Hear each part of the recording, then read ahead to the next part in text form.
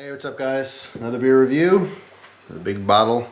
Today I'm doing Arrogant Bastard Ale, and I'm kind of doing this backwards because the first beer I've ever had from Stone Brewery, which makes Arrogant Bastard, is the Double Bastard. I grabbed it thinking it was this one, but it's literally like just twice as strong, and that one's I think 11 or 11.5%. This one is 7.2% alcohol.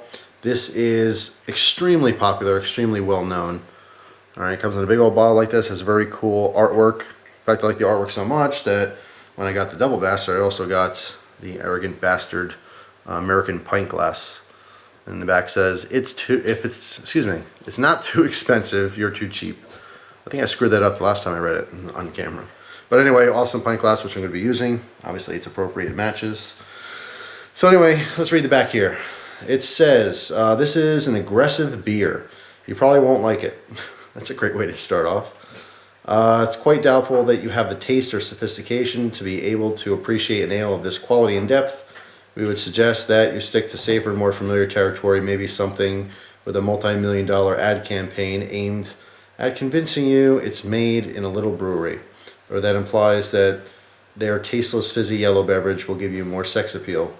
Perhaps you think multi-million-dollar ad campaigns make a beer taste better. Perhaps you're mouthing your words as you read this. Anyway, it goes on and on. It's pretty cool. It's very straightforward, in your face. Everyone else sucks. We're awesome. And it's bold, but it's popular. Ingredients. It says nothing but the finest barley, most aggressive hops, clearest water, our proprietary yeast strain, and abundant arrogance. Arrogant Bastard Ale. At the bottom, way at the bottom. Questions or comments? If you don't like this beer, keep it to yourself.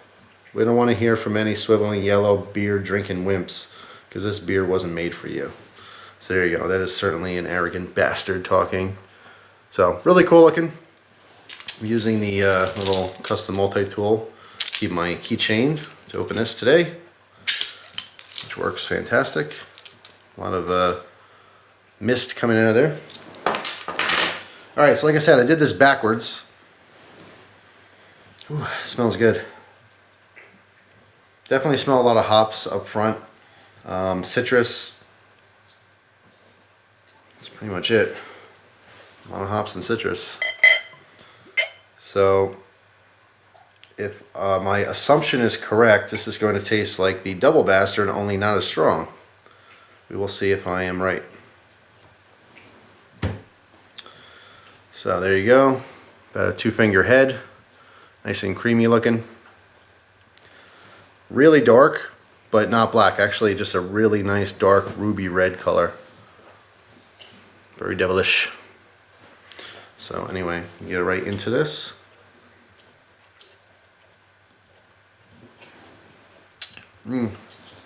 Oh man. Alright. Definitely hops. Really nice, like toasted malts right up front. You get that bitterness from the hops. It is very strong, aggressive hops. Kind of tastes like an IPA, like, you know, your standard run-of-the-mill IPA where you have a little bit of a grapefruit, a little citrus going on there. But the malts do come through. It is higher in alcohol. What is it, 7.2%? Yes, that is correct, 7.2%. You don't really taste that. It's actually really, really smooth for being higher.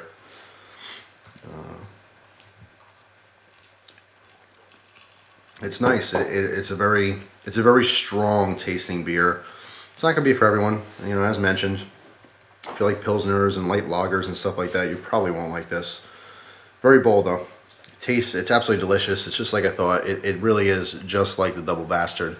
The only difference was the Double Bastard had a drier mouthfeel and much more of an alcoholic punch. I mean, I knew it. You felt the warmth from that alcohol right away. Again, like 11 or 11.5%. So anyway, I'm going to enjoy this. And I will get back with you when the bottle is completely empty and I am on my last sip. So I'll be back. There it is, last sip. All right. Just like I thought, it's really, really good. It's just like the Double Bastard, only not as strong. And I guess that's the whole point behind it. As far as flavor profile, a lot of hops, a lot of bitterness, a lot of roasted malts. It's right in your face. I mean, it punches your mouth. The bitterness from the hops really lingers for a long time. You get a little bit of citrus on there from the hops. As far as the alcohol content, it's not really, you don't really feel warmth from it. It's well hidden, put it that way anyway. 7.2% is very well hidden with this one.